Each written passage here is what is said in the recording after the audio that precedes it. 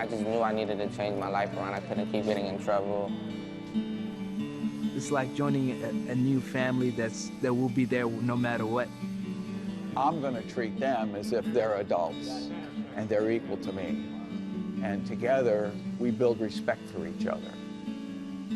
Teaching them the carpentry and the life skills is the easy part. What they do after they leave the shop is the challenge. Back in 1992, Bill Hunley and I started the boat building programs for the Alexandria Seaport Foundation. What we wanted to do was to provide access to the water for the community through building and using boats. And I was thinking more that we'd be teaching boat building classes for adults, you know, who wanted to do it as a hobby. Bill said, we've got to work with the kids. We did a summer youth employment program.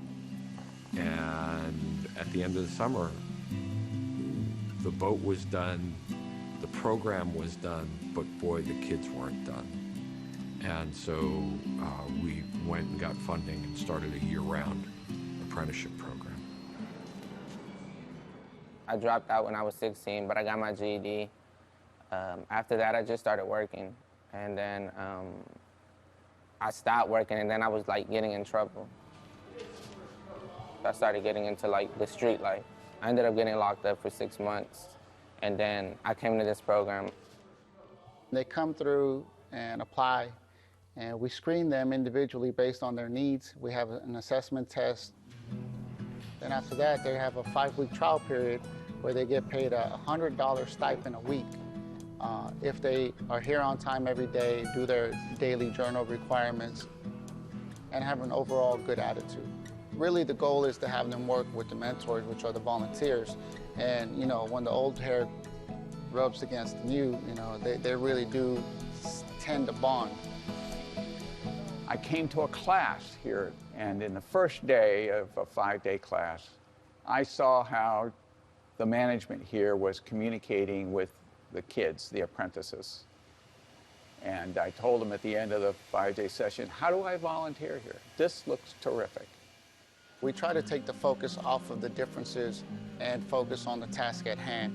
And because you're working on a common project and teamwork is a factor, those barriers seem to break down over time.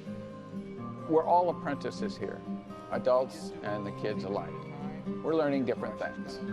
Kids are learning tools, they're learning what it's like to be on the job working, having perhaps their first job, and learning how to work with older people as peers. And we're learning from them as well. What their backgrounds are, how they got to where they are. It's great because you can talk about topics that you normally wouldn't. I mean, touchy subjects, politics. I even asked one of them about advice for my love life, and it's like a close friend that you can trust. I had one young man talk to me one time, and he says, I don't understand it. Why are all you white guys treating me nice? And I said, 'cause I like you.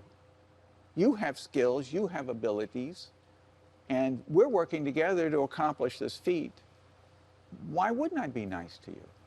He had never been in an environment where people were treating him as an equal.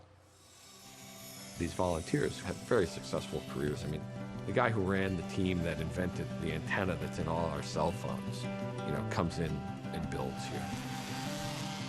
When the apprentices realized that that type of person believes in them and what they're trying to do with their lives, then that changes the kids' expectation.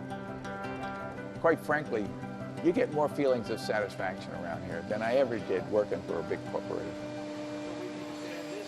What we need to do is we need to know an imaginary line here.